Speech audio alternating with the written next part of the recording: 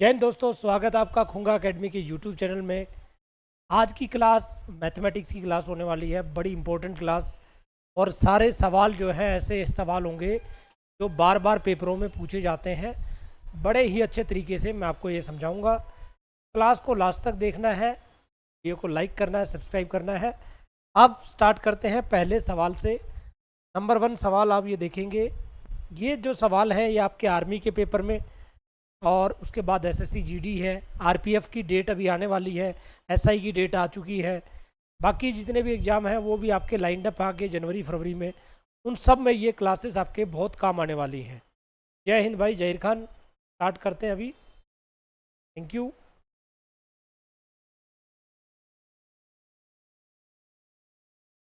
देखिए पहला सवाल है, अपनी तनख्वाह का 45% खाने पे और 5% वृद्धाश्रम में दान करता है। यदि वह खाने और वृद्धाश्रम में कुल 28,500 रुपये खर्च करता है तो ए की तनख्वाह क्या होगी। है ना, ये ए है बंदा, बोलता है ये अपनी जो सैलरी है उसकी टोटल, उसका 45%, है ना, 45% किस पे स्पेंड करता है, वो करता है अपने खाने पे, और 5% करता है वो दान।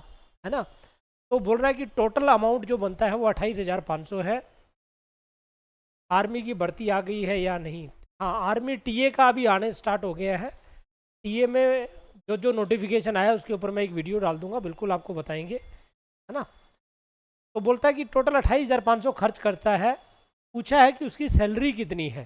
देखो अब इस सवाल में हमें करना क्या है, एक तो उसकी हम रखेंगे सैलरी,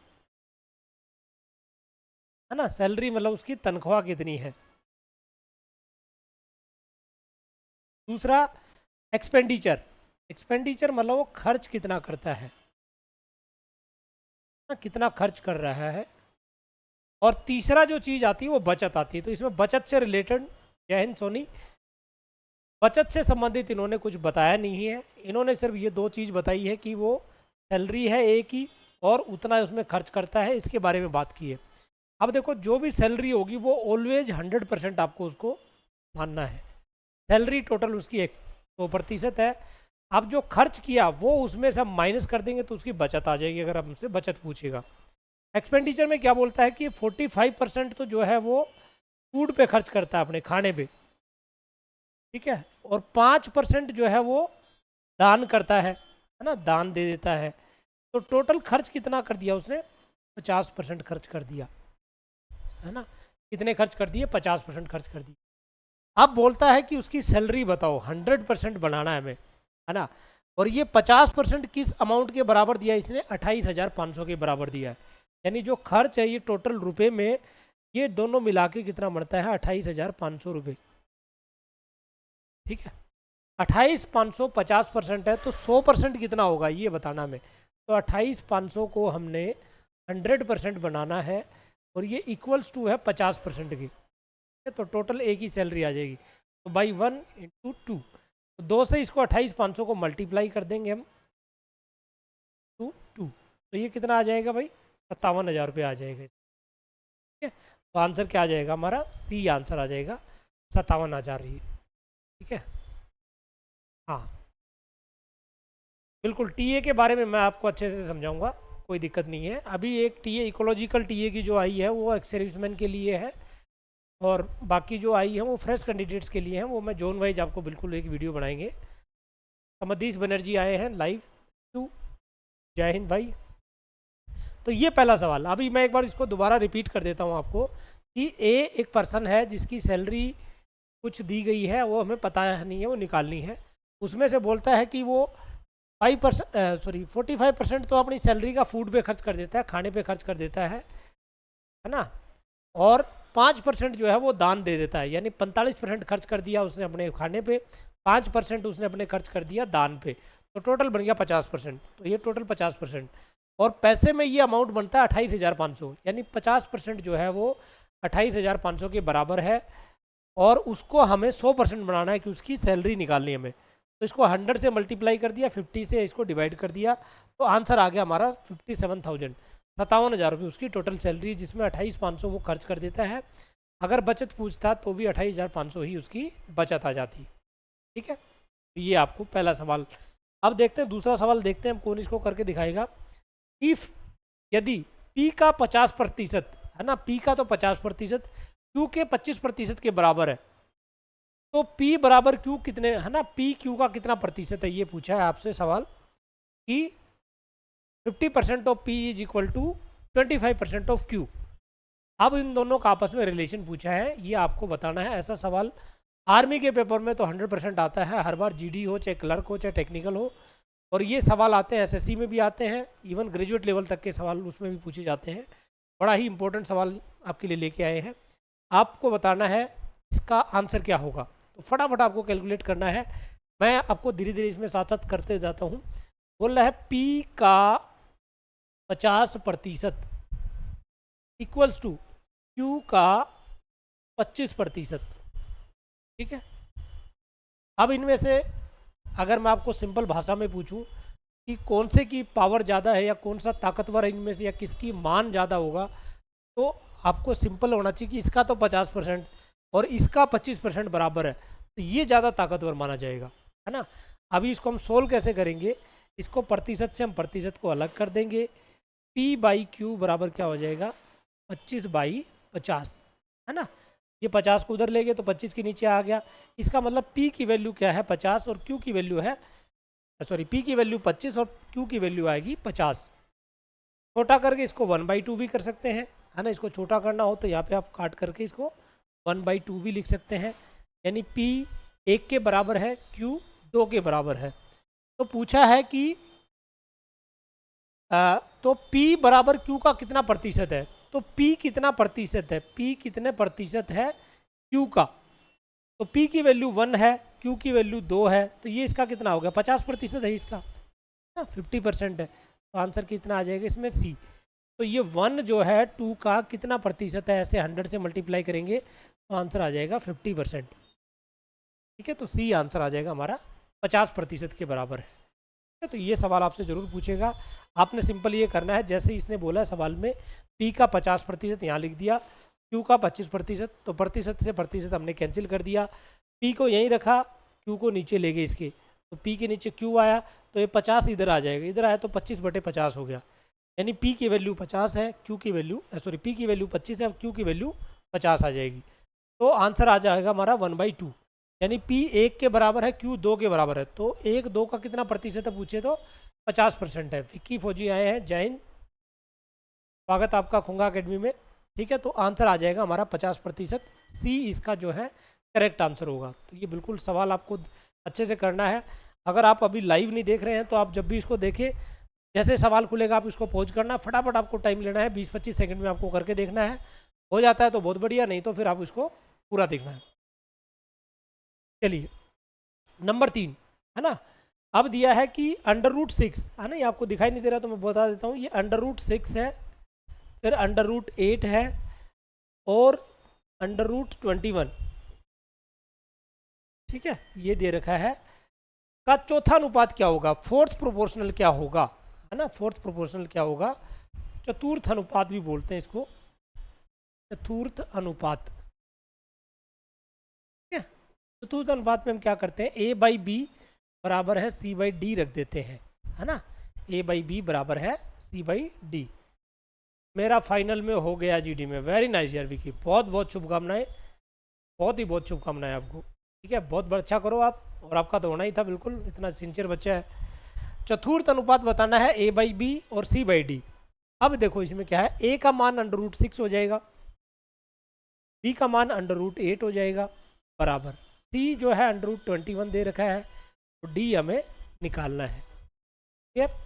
अब क्या करेंगे, अब ये D को इधर ले आता हूँ, है ना, D को इधर ले आऊँ, फोर्थ अनुपात निकालना है, तो हमारे पास क्या बचेगा, ये उधर जाके मल्टीप्लाई करेगा, ये इधर मल्टीप्लाई करेगा, तो √21 इंटू √8 डिवाइड बाई √6, ये आ गया, ठीक है। इसको हम काट देंगे, 3 दूनी 6, 3 से काटा तो 7 बार √7, फिर √2 से इसको काटा तो √4, तो ये क्या हो जाएगा √28, ये आंसर आ जाएगा हमारा, ठीक है। क्या आंसर आ जाएगा √28। अब √28 इसमें दे नहीं लिखा, इसको छोटा जब बनाएंगे तो ये क्या बनेगा 4 × 7, तो 4 को बाहर निकाला तो 2 आ गया, 2√7 जो है इसका राइट आंसर आ जाएगा, 2/7।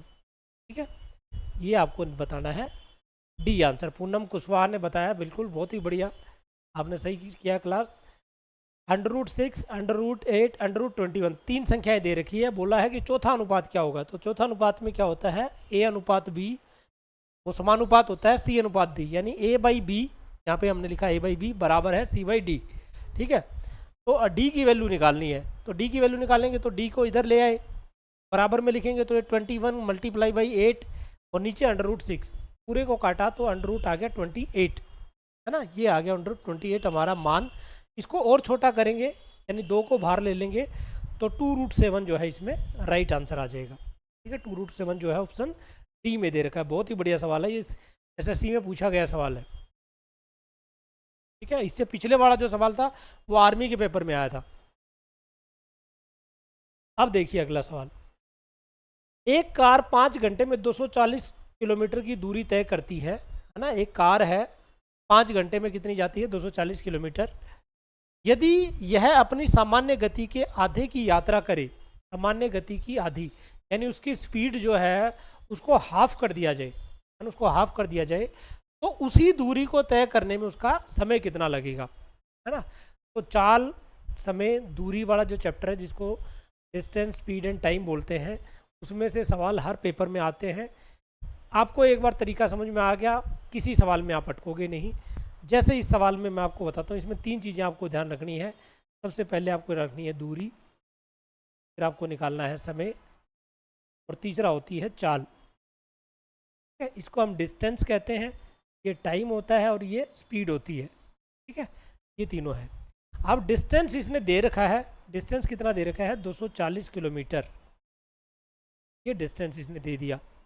टाइम कितना ले रहा है चलने में, 5 घंटे ले रहा है, 5 आवर्स, 5 घंटे लगते हैं 240 किलोमीटर जाने में, 5 घंटे डालते हैं।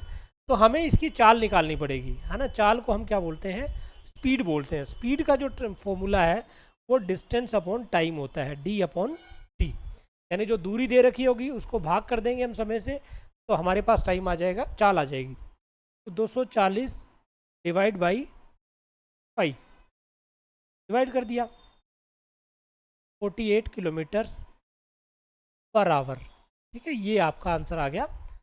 अगर हमसे पूछता वो चाल, है ना, हमसे पूछता कि किस स्पीड में जा रहा है, यानी 48 किलोमीटर्स 1 घंटे में जाएगा, 2 घंटे में ये डबल हो जाएगी, 3 घंटे में, 4 घंटे में, 5 घंटे में। तो 5 घंटे बाद जब वो देखेगा तो पहुंच जाएगा कितना, 240 किलोमीटर पहुंच जाएगा। ठीक है, गुड यार। अब इसने क्या बोला है कि चाल को इसने डबल कर दिया, सॉरी चाल को इसने हाफ कर दिया। तो ये जो स्पीड है हमारी, ये 48 है, तो हाफ करेंगे तो ऐसे करेंगे, यानी 24 किलोमीटर पर आवर, है ना, 24 किलोमीटर पर आवर के हिसाब से जाएगा। अब बोल रहा है कि समय कितना लगेगा, समय निकालना है अभी हमें, यहाँ हमें निकालना है टाइम। टाइम बराबर होता है डिस्टेंस अपॉन स्पीड। तो 240 किलोमीटर है, 24 की स्पीड से अगर जाएंगे कितना समय लगेगा, 10 घंटे। तो बी आंसर आ जाएगा, 10 आवर्स। ठीक है, 10 आवर्स लगेंगे। तो ये तो एक तरीका मैंने आपको बताया कि जिस तरीके से आपको ये सोचना है ना। लेकिन इस सवाल, ये ज़्यादा मुश्किल सवाल नहीं था, तो यहाँ पे आप वैसे भी सोच सकते हो कि 240 किलोमीटर जाने में 5 घंटे लगते हैं, स्पीड आधी कर देगा तो टाइम डबल हो जाएगा। तो 5 घंटे को सीधा भी हम डबल कर सकते थे कि 10 घंटे लगे, है ना। जहाँ पे सीधा सीधा मल्टीप्लाई हो सकता है उसको हम ऐसे कर सकते हैं। लेकिन जब कुछ सवाल ऐसे होंगे जहाँ पे आपको कुछ पॉइंट्स में दे देगा, या उतना आसान नहीं देगा कि जहाँ पे आपको सीधा आप मल्टीप्लाई कर पाएँ, तो सबसे बेस्ट तरीका, आपको तरीका याद होना चाहिए। डिस्टेंस आपके पास दे रखा है, समय आपको दे रखा है, आपने चाल निकाल दी, यानी स्पीड निकाल दी। स्पीड आ गया 48 किलोमीटर पर आवर। अब उसको आपने हाफ कर दिया, 24 किलोमीटर पर आवर। 24 किलोमीटर की स्पीड से जाएगा 1 घंटे में, तो टोटल टाइम कितना लगेगा, 10 घंटे लगेंगे। तो इसका आंसर क्या आ जाएगा हमारा, बी, 10 आवर्स आंसर आ जाएगा। क्लियर है, 10 घंटे इसका आंसर आ जाएगा। चलिए नेक्स्ट सवाल देखते हैं, नंबर 5। मोहन एक टेबल 2832 में बेच रहा है, यदि उसका लाभ 18% है, टेबल की लागत मूल्य बताए, है ना। Mohan is selling a table, है ना, इज सेलिंग ए टेबल इन 2832 यानी 2832 रुपये में बेचता है। हिज प्रॉफिट इज 18%, है ना, कितना लाभ कमाता है, 28% लाभ कमा रहा है। तो बोल रहा है कि उसका सीपी बताओ, सीपी यानी उसका कॉस्ट प्राइस बताओ। तो ये आपका सवाल है, आप फटाफट बताओ कि कौन इससे सबसे पहले करेगा। जो करेगा वो इस बार एसएससी में पास है, सेलेक्ट है इस बार, है ना, इस बार कोई रोकने वाला नहीं है उसको। बताओ आप।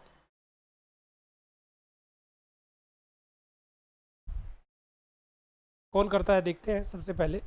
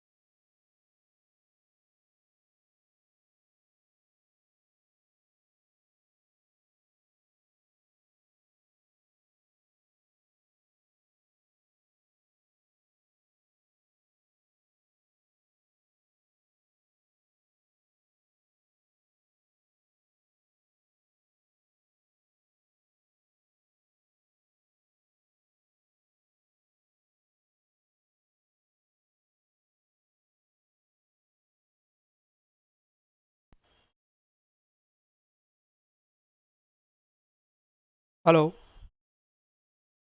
हेलो। हाँ, अभी ठीक होगी। वो थोड़ा बैटरी का प्रॉब्लम था, कोई बात नहीं जाहिर, समझ गया होगा इशारों से। मैं दोबारा बता देता हूँ। सीपी आपको 100% मानना है ऑलवेज, और एसपी आपका है 2832, जिस पे प्रॉफिट हुआ है, यानी 18% का प्रॉफिट हुआ, तो ये 118% हो गया। हमें इसको 100% बनाना है क्योंकि हमें इसका सीपी निकालना है। तो 2832 की मल्टीप्लाई 100 से करेंगे, 118 से इसको भाग कर देंगे, तो 2400 रुपये इसका जो है राइट आंसर आ गया।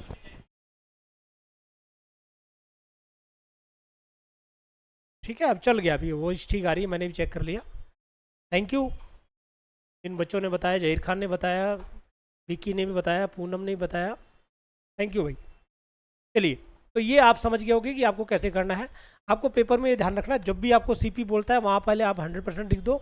अगर आपसे प्रॉफिट बोलता है तो आप उसको प्लस कर देंगे, अगर आपको बोलता है कि लॉस हो रहा है तो उसको हम माइनस कर देंगे। तो यही एक आपको कॉन्सेप्ट अगर दिमाग में छप गया, एक भी सवाल ऐसा जो नहीं होगा कि जो आप प्रॉफिट एंड लॉस परसेंटेज से रिलेटेड ना कर पाए, तो आंसर डी आ जाएगा इसमें हमारा। अगला सवाल देखिए, how many prime numbers are there between 50 and 50।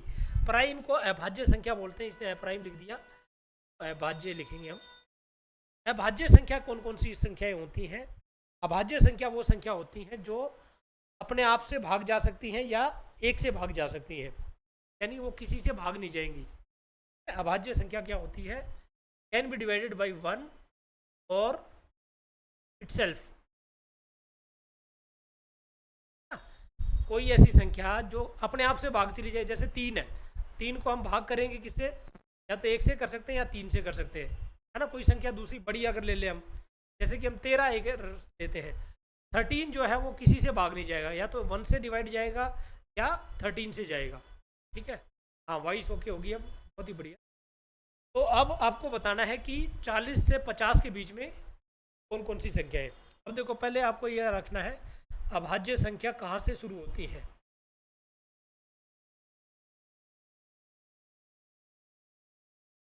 कहाँ से होती है ना, बोलते हैं प्राइम नंबर्स। आपसे ऐसे पूछ ले कि सबसे छोटा प्राइम नंबर क्या है, आपको इसमें ध्यान रखना है ये जो है 2 से स्टार्ट होता है। ठीक है, 2 जो है नंबर, जो संख्या है वो अभाज्य संख्या मानी जाती है। अब ये मत सोचना कि 3 से होगा कि सर 1 से होगा, 2 से स्टार्ट होगा। 2 से पहला प्राइम नंबर है वो है, इसके बाद 3 है, इसके बाद 5 है, इसके बाद 7 है, 11 है, 13 है, 17 है। ये जो संख्याएं हैं वो अभाज्य संख्या कहते हैं, है ना, अभाज्य संख्या कहते हैं। और आपने पूनम सही जवाब दिया है, ये अभाज्य संख्या कहलाती है। 2 से स्टार्ट होगी, 5 7 9 9 नहीं है सॉरी 11 13 17 19 इस तरीके से आगे बढ़ती चली जाएंगी, भाग ना जाए, उनको बोलते हैं अभाज्य संख्याएं। तो अब इसमें पूछा गया है कि 40 से 50 के बीच में, 40 है और ये 50 है, इसके बीच में कौन कौन सी? 41 है, अभाज्य संख्या है। 3, इसके बाद 43 है, किसी से नहीं जाएगा, और 47 है। 3 संख्याएं ऐसी हैं जो किसी से भाग नहीं जाती, है ना, कैन नॉट बी डिवाइडेड। 41 43 47 संख्या हो जाएंगी, 3 संख्या हो जाएंगी। तो आंसर क्या आ जाएगा हमारा? ए आंसर आ जाएगा, ए आंसर आ जाएगा। हाँ, 2 छोटी प्राइम संख्या है, बिल्कुल जय खान ने सही बताया है। अब इसमें आपको एक शॉर्टकट ये भी ध्यान रखना है कि 100 तक अभाज्य संख्या कितनी है।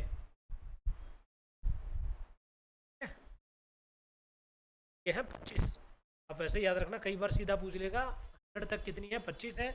और 50 तक, 1 से 50 तक अगर पूछेगा तो ये है 15 संख्याएं हैं।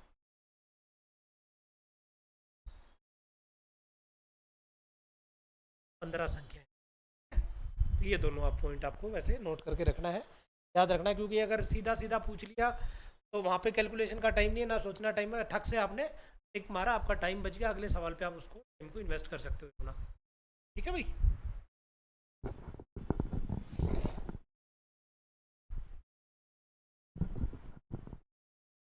चलिए नेक्स्ट सवाल देखते हैं, नंबर 7। 9 सेंटीमीटर व्यास और 15 सेंटीमीटर ऊंचाई वाले एक शंकु को पिघलाकर 45 सेंटीमीटर ऊंचाई का एक सिलेंडर बनाया गया है ना। अब इसमें आपको ये पूछा गया है कि a cone of radius 9 centimetre and height is 15 centimetre is melted and made into a cylinder of height 45 centimetre, the diameter of the cylinder, है ना। अब ये शंकु क्या होता है? शंकु होता है ऐसे, कोन बोलते हैं, ये है कोन, ये शंकु है। इसको पिघलाकर एक सिलेंडर बनाया गया। सिलेंडर मतलब सीधी सीधी बाल्टी टाइप जिसको होती है,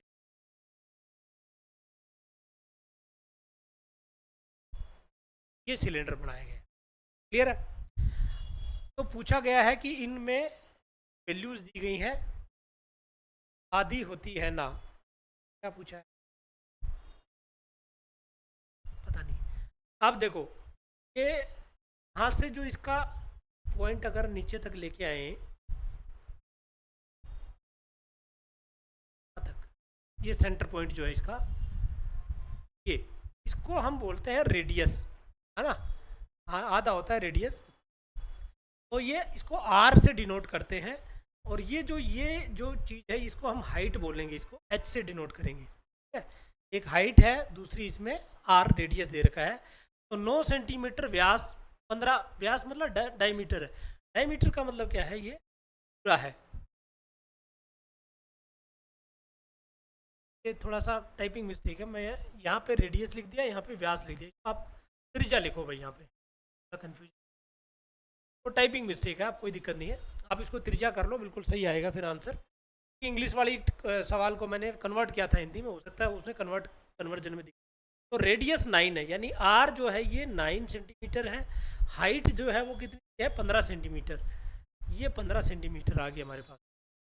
अब जो है ये भी इसका रेडियस है, और ये जो पॉइंट है ये इसकी हाइट है। तो हाइट इसमें बोल रहा है कि 45 सेंटीमीटर इसकी बढ़ानी है आपने, तो पिघला के बनाया है, ठीक है, पिघला के बनाया है। तो बोलता है कि इस सिलेंडर का व्यास कितना होगा, है ना, व्यास नहीं त्रिज्या ही पूछेगा, चलो व्यास पूछ लिया, डायमीटर पूछ लेगा, कोई बात, डायमीटर त्रिज्या का डबल हो जाएगा। तो अभी हमें क्या करना है, देखो इसका जो वॉल्यूम है ना, वॉल्यूम इसकी, ये मैं लिख देता हूँ, शंकु का आयतन को हम बराबर रख देंगे किसके, सिलेंडर, यानी सिलेंडर का आयतन के,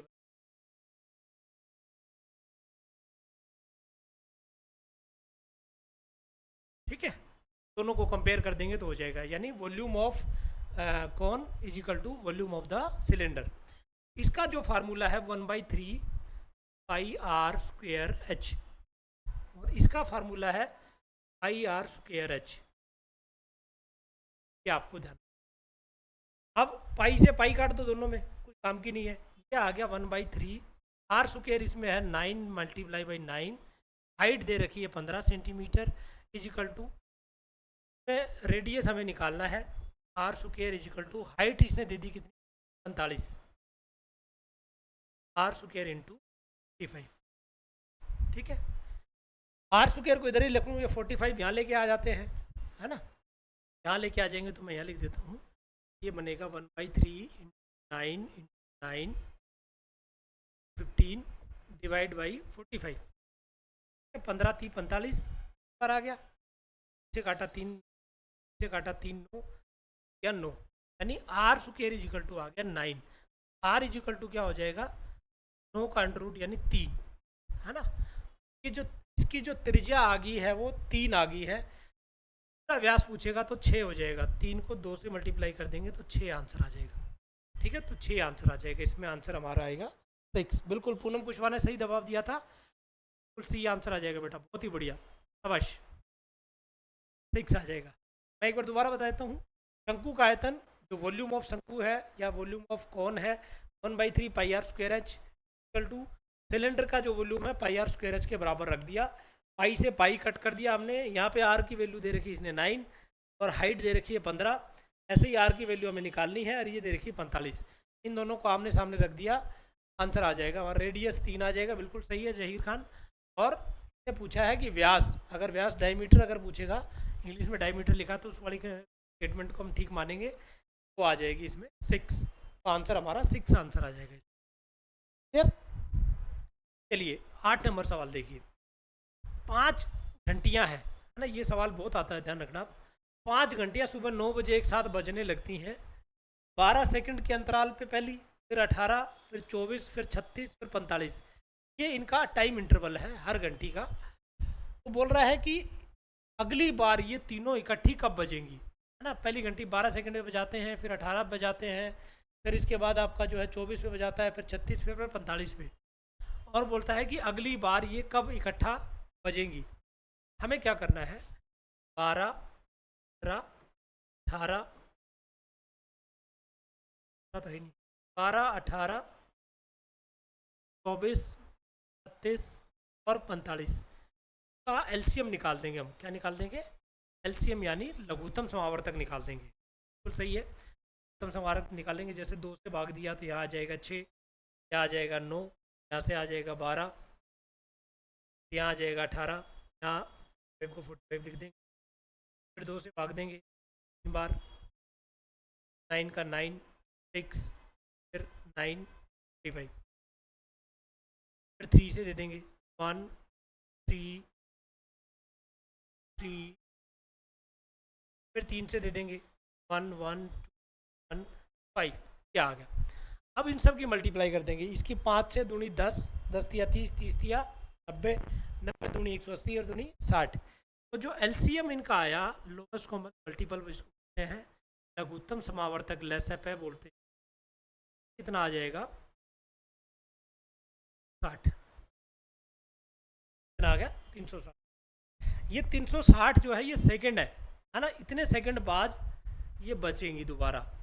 360 सेकंड को हम मिनट में बनाएंगे तो डिवाइड कर देंगे 60 से, आ जाएगा 6 मिनट।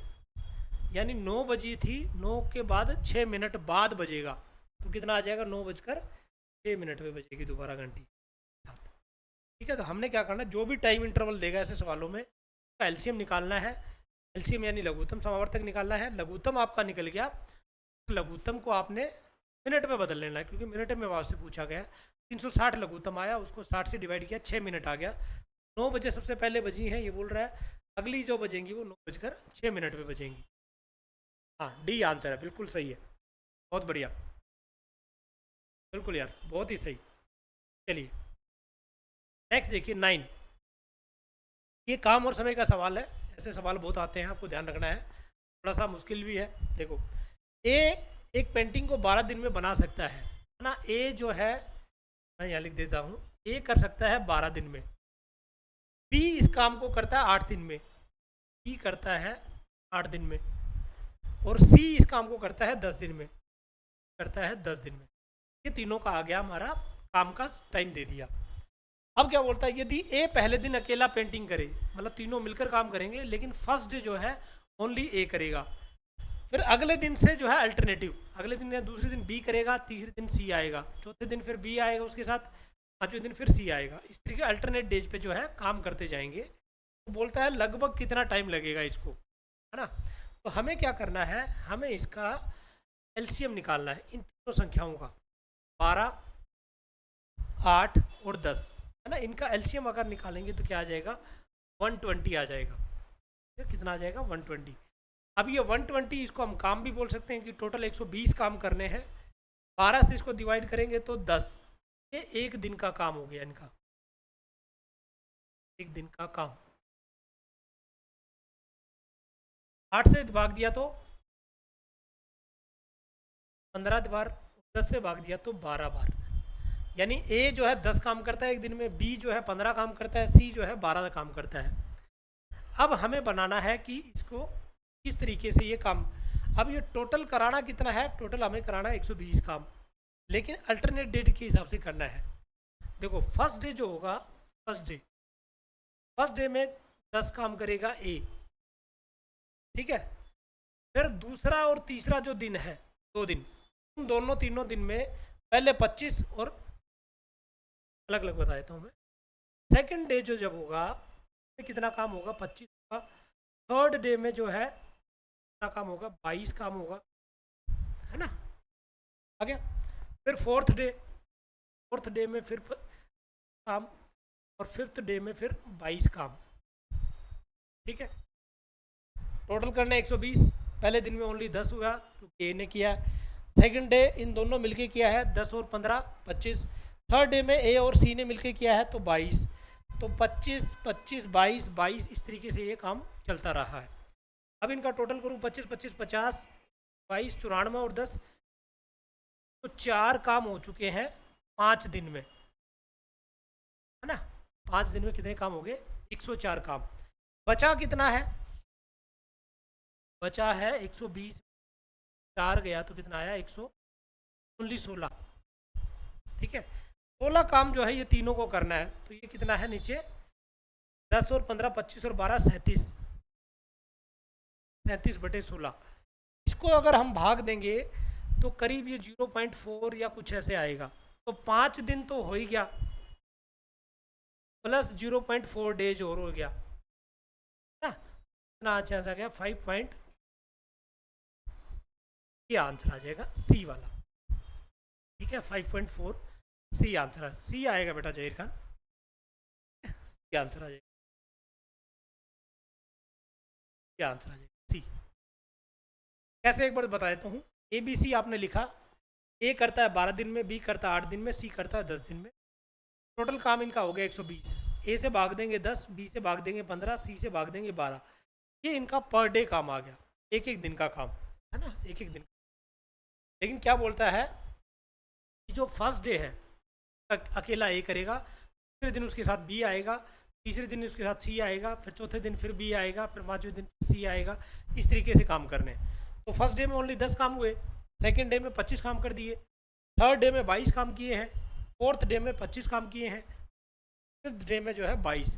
तो 5 दिन में है जो 104 काम हमने कर दिए हैं। 104 कर दिया, 120 करना है, बचे कितने 16। टोटल ये 37 करते हैं तो 16/37 किया तो आंसर आ गया 0.4। तो 5 दिन पहले था और 4 दिन मतलब 0.4 दिन उसमें जो ऐड हो गया, तो 5.4 जो है वो राइट आंसर आ जाएगा। ये दिल्ली पुलिस का पेपर है, एसएससी में भी आया है ये सवाल, इंपॉर्टेंट है। आप ध्यान रखना है किस तरीके से करना है। ये तरीका तो आपको याद होना ही होना चाहिए, क्योंकि सीधा सीधा पूछेगा तीनों मिलकर। अगर बोलता तीनों मिलकर कितने में करेंगे तो इन दोनों को जोड़ते, 37 से 120 को भाग दे देते, हमारा राइट आंसर आ जाता। ठीक है, चलिए नेक्स्ट सवाल देखते हैं। Number 10, the income of a person is 95,000, है ना। एक व्यक्ति की आय 95,000 रुपये है, तो खर्च जो है 75,000 रुपये है ना। अब थोड़ी देर पहले मैंने आपको बताया था, आय को इनकम कहते हैं, खर्च एक्सपेंडिचर है, और इन दोनों का जो अंतर है वो बचत होगा, तो उसको सेविंग बोलेंगे। क्या बोलेंगे? सेविंग बोलेंगे। आय कितनी है? 95,000 रुपये, कम है। इतनी सैलरी मिली मान लिया उसको, ये उसका एक्सपेंडिचर है, एक्सपेंस है, मतलब एक्सपेंस कितना है 75,000। दोनों का अंतर क्या हो जाएगा 20,000 रुपये। 20,000 रुपये उसकी बचत है हर महीने जो है। हाँ डेली लेंगे बेटा, बिल्कुल अभी डेली मिलेगी आपको क्लास। 95,000 इनकम, 75,000 रुपये खर्च, बचाया कितना 20,000 रुपये। हर महीने 20,000 रुपये के हिसाब से बचाता जा रहा है। लेकिन क्या बोलता है कि उसकी इनकम बढ़ जाती है ना, इनकम बढ़ जाती है। ये बढ़ जाती है कितनी 18%। और बोला इनकम बढ़ेगी तो खर्च भी बढ़ना है ना, पैसे ज़्यादा आएंगे तो खर्च भी ज़्यादा करेंगे। ये बढ़ जाता है 12%। ये 18% बढ़ा, ये 12% बढ़ा। बोल रहा बचत कितनी परसेंट बढ़ेगी, ये आपको बतानी है, कितने परसेंट इसमें, है ना। तो बचत कितने प्रतिशत बढ़ेगी। हम क्या करेंगे 95,000 को 18% बढ़ा देंगे, यानी इसको 118% कर देंगे। तो मैं सीधा यहाँ कर देता हूँ 95,000 को 118, क्योंकि इसको 18 बनाना हमने, डिवाइड बाई 100, ये फॉर्मूला लगा देंगे। ठीक है, 2 जीरो से 2 जीरो काट देंगे, इन सब की मल्टीप्लाई कर देंगे, तो यह आ जाएगा 1,12,100। ठीक है, अब मैं ठीक से लिख देता हूँ इसको।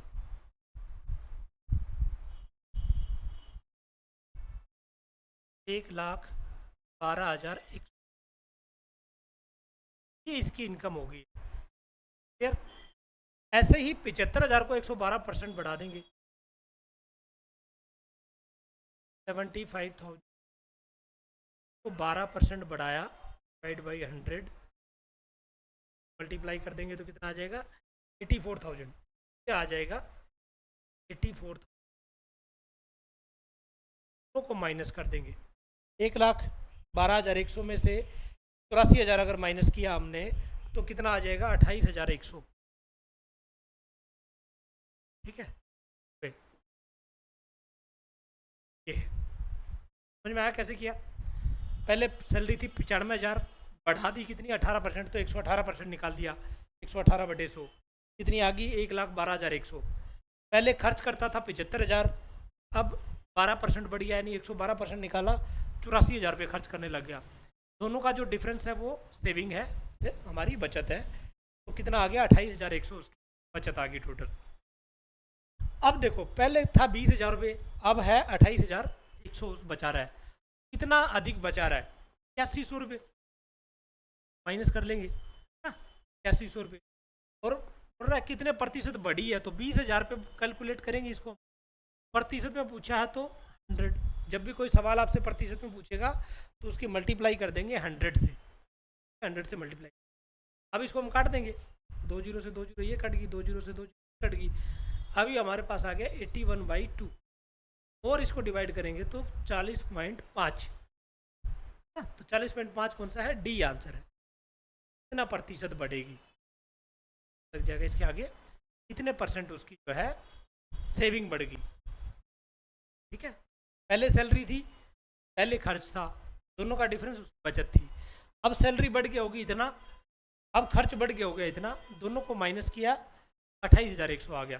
पहले 20,000 बचाता था, अब 28,100 बचा रहा है। दोनों को हमने माइनस किया, 8100 आ गया। 8100 को हमें परसेंटेज में बदलना है। जब भी किसी भी रकम के आगे, किसी भी वैल्यू के आगे हमें परसेंटेज लगाना है, मल्टीप्लाई करेंगे 100 से।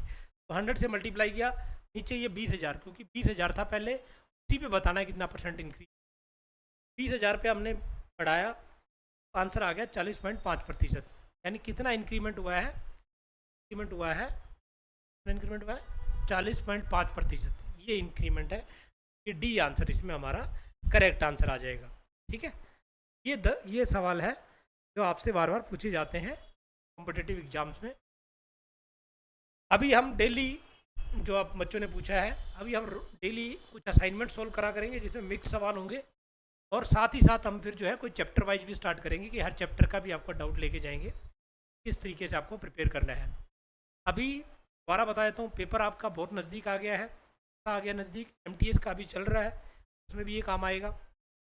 फिर आपका SSC GD जनवरी फरवरी में होना तय है। रेलवे की डेट आ चुकी है, कांस्टेबल को छोड़ के। जो ALP है, टेक्निकल पोस्ट हैं, जो SI है, सब इंस्पेक्टर, सबका दिसंबर की डेट आ चुकी है। पेपर दिसंबर में होगा। आपका पेपर मोस्ट प्रोबेबली जनवरी फरवरी में हो सकता है, RPF वालों का। और उसके बाद जो है अपना आर्मी की भर्ती आ रही है, फरवरी में फॉर्म निकलेंगे, अप्रैल में पेपर है। इन सब पेपर्स को देख के ये क्लासेस स्टार्ट की गई ताकि आपको ज़्यादा से ज़्यादा फ़ायदा मिल चुके। हर क्लास को आपने बिल्कुल डिवोशन से देखना है, बोर्ड तरीके से देखना है। ऑफलाइन कोचिंग आप यहाँ आके ले सकते हैं, द्वारका मोड। यहाँ बैच चल रहा है, 6 महीने में वाला जो बैच है वो भी है, 3 महीने वाला बैच भी है। किताबें आपको ज़रूर मिल जाएंगी, बाई पोस्ट मंगाना चाहे। और TA आर्मी के परमानेंट है या टेम्परेरी पूछा है, तो TA अभी तक परमानेंट ही है। ठीक है, TA वैसे पहले उसको टेम्परेरी बोलते थे, लेकिन अब TA जो है परमानेंट होगी, क्योंकि जो हमारी रेगुलर आर्मी थी उसको तो इन्होंने अग्निवीर ला के बर्बाद कर दिया है। अब जो है TA एक उम्मीद बची है, लेकिन TA में वैकेंसी बड़ी कम रहती हैं। करीब ये ऐसी वैकेंसी रहेंगी, ज़्यादा लेते नहीं है। बड़ी जो जोन है उनमें शायद ज़्यादा भी हो जाए। यूनिट वाइज मैं इतनी बता रहा हूँ आपको, हर एक यूनिट या 90 वैकेंसी के करीब आएगी। बट उसमें एक फ़ायदा आपको, 40-42 साल तक आपको छूट है। बच्चों की उम्र भी ज़्यादा होगी, वो भी उसका क्लियर हो सकते हैं। पहले फिजिकल होगा मोस्ट प्रोबेबली, उसके बाद आपका टेस्ट होगा। टेस्ट की तैयारी अभी से लग जाओ। टेस्ट करेगा क्वालिफाई कोई बच्चा जो है आगे सेलेक्ट होगा इसमें TA में। पिछली बार भी हमारे काफ़ी बच्चे सेलेक्ट हुए थे TA में, इस बार भी बढ़िया रिजल्ट रहेगा। आप अभी से आ जाओ, अभी से तैयारी करो और TA में आप भर्ती हो जाओ। TA में भी 20 साल अगर आपकी जॉब हो जाती है, नौकरी हो जाती है, पेंशनेबल है, पेंशन भी मिलेगी आपको। वैसे ही है जैसे बाकी फ़ौज में होता था पहले, वही तरीका है। काफ़ी दिन से रोक रखा था, अब रिक्रूटमेंट स्टार्ट हुआ है। ये क्लास पूरी देखनी है लास्ट तक, बिल्कुल अच्छे से इसको एक सवाल करके देखना है। ठीक है, और रेगुलर रोज़ आपको क्लास मिलेंगी, के मिलेगी, रीजनिंग में मिलेगी, मैथमेटिक्स में मिलेगी, सारी क्लास। ठीक है, आज के लिए इतना ही। जय हिंद।